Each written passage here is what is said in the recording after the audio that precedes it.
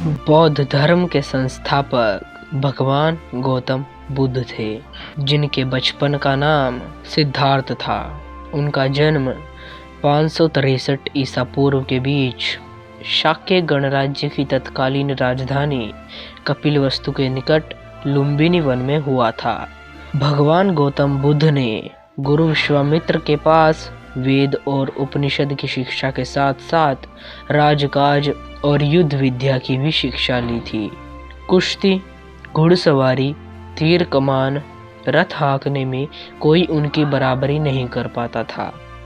16 वर्ष की उम्र में भगवान गौतम बुद्ध का विवाह कन्या यशोधरा के साथ हुआ।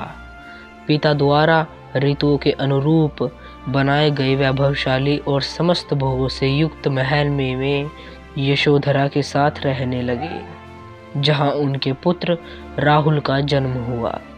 लेकिन विवाह के बाद उनका मन वैराग्य में चला गया और सम्यक सुख शांति के लिए उन्होंने अपने परिवार का त्याग कर दिया। राजा शुद्धोधन ने भगवान गौतम बुद्ध के लिए भोग विलास का भरपूर प्रबंध कर दिया। 3 ऋतुओं के लायक 3 सुंदर महल बनवा दिए। वहां पर नाच गान और मनोरंजन की सारी सामग्री जुटा दी गई। दास दासी उनकी सेवा में रख दिए गए। पर ये सब चीजें भगवान गौतम बुद्ध को संसार में बांधकर नहीं रख सकी। वसंत ऋतु में एक दिन भगवान गौतम बुद्ध बगीचे की सैर पर निकले। उन्हें सड़क पर एक बूढ़ा आदमी दिखाई दिया। उसके दांत टूट गए थे और शरीर टेढ़ा हो गया था। हाथ में लाठी पकड़े धीरे धीरे कांपता हुआ वह सड़क पर चल रहा था। दूसरी बार भगवान गौतम बुद्ध जब बगीचे की सैर को निकले तो उनकी आंखों के आगे एक रोगी आ गया। उस रोगी की सांसें तेजी से चल रही थी, कंधे ढीले पड़ गए थे, बाहें सूख गई थी, पेट फूल गया था और उसका चेहरा पीला पड़ गया था। वह व्यक्ति दूसरे के सहारे पर बड़ी मुश्किल से चल पा रहा था। तीसरी बार भगवान गौतम बुद्ध को एक अर्थी मिली। 4 आदमी उसे उठाकर लिए जा रहे थे। अर्थी के पीछे कोई व्यक्ति रो रहा था, कोई छाती पीट रहा था, कोई अपने बाल नोच रहा था। इन दृश्यों ने भगवान गौतम बुद्ध को बहुत विचलित किया।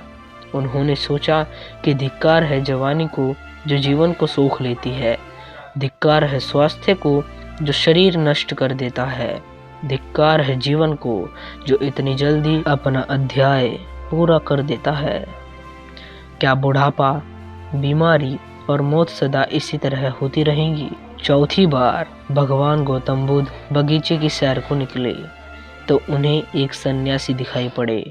संसार की सारी भावनाओं और कामनाओं से मुक्त प्रसन्नचित्त सन्यासी ने भगवान गौतम बुद्ध को बहुत आकृष्ट किया। पत्नी यशोधरा, पुत्र राहुल और कपिलवस्तु जैसे राज्य का मोह छोड़कर भगवान गौतम बुद्ध तपस्या के लिए चल पड़े। वह राजगृह पहुँचे और वहाँ भिक्षा मांगे। भगवान गौतम बुद्ध घूमते घूमते आलार कालाम और उद्दक रामपुत्र के पास पहुँचे।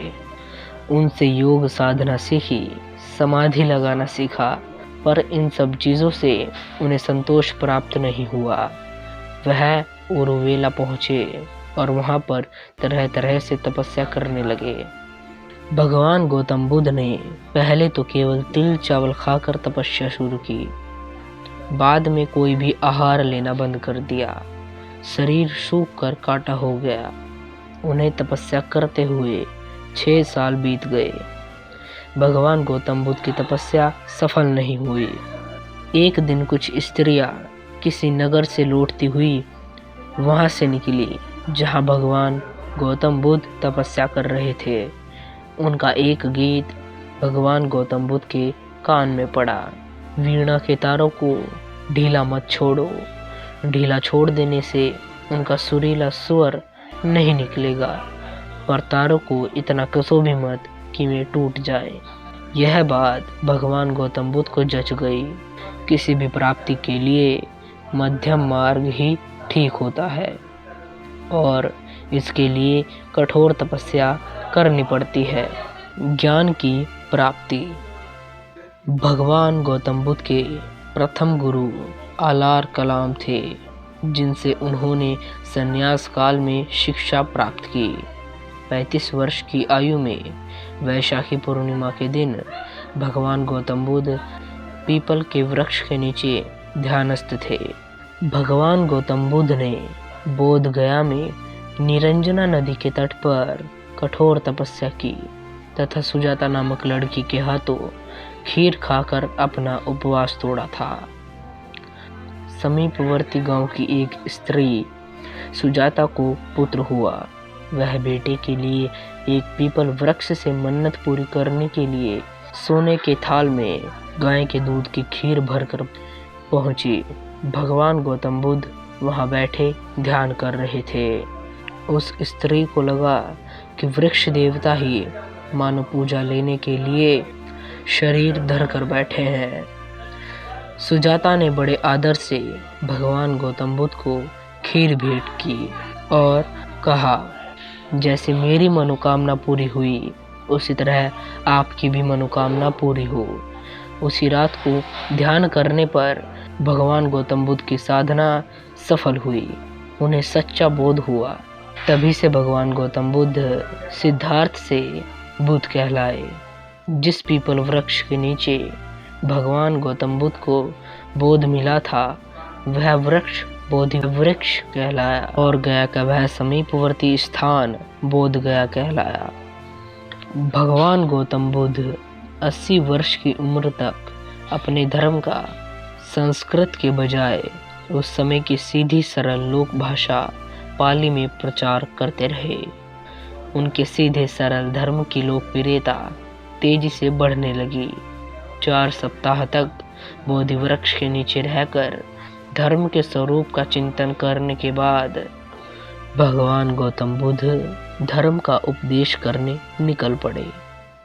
आषाढ़ की पूर्णिमा को वे काशी के पास मृगदाव, जो वर्तमान सारनाथ के नाम से प्रचलित है, वहां पर पहुंचे। वहीं पर उन्होंने सर्वप्रथम धर्मोपदेश दिया और प्रथम 5 मित्रों को अपना अनुयायी बनाया और फिर उन्हें धर्म प्रचार के लिए भेज दिया। बौद्ध संघ में सर्वप्रथम महाप्रजापति गौतमी को प्रवेश मिला। भगवान बुद्ध के उपदेश। भगवान बुद्ध ने लोगों को मध्यम मार्ग का उपदेश दिया। उन्होंने दुख, उसके कारण और निवारण के लिए अष्टांगिक मार्ग सुझाया। उन्होंने अहिंसा पर बहुत जोर दिया है। उन्होंने यज्ञ और पशु बलि की निंदा की। भगवान बुद्ध के उपदेशों का सार। पहला, ध्यान तथा अंतर्दृष्टि। दूसरा, मध्य मार्ग का अनुसरण। तीसरा, 4 आर्य सत्य। चौथा, अष्टांग मार्ग। महात्मा बुद्ध ने सनातन धर्म के कुछ संकल्पनाओं का प्रचार किया, जैसे अग्निहोत्र तथा गायत्री मंत्र। पाली सिद्धांत के महापरिनिर्वाण सूत्र के अनुसार 80 वर्ष की आयु में भगवान गौतम बुद्ध ने घोषणा की कि वे जल्द ही परिनिर्वाण के लिए रवाना होंगे। भगवान बुद्ध ने अपना आखिरी भोजन कुंडा नामक एक लोहार से एक भेंट के रूप में प्राप्त किया था, जिसके कारण वे गंभीर रूप से बीमार पड़ गए थे। भगवान गौतम बुद्ध ने अपने प्रिय शिष्य आनंद को निर्देश दिया कि वह कुंडा को समझाए कि उसने कोई भी गलती नहीं की है। उसके बाद भगवान गौतम बुद्ध को 80 वर्ष की आयु में 483 ईसा पूर्व को कुशीनगर भारत में महापरिनिर्वाण पद प्राप्त हुआ। दोस्तों, अगर आपको ये वीडियो पसंद आया है तो हमारी वीडियो को लाइक करके हमारे चैनल को सब्सक्राइब जरूर कीजिएगा। मिलते हैं अगली वीडियो में, तब तक के लिए धन्यवाद।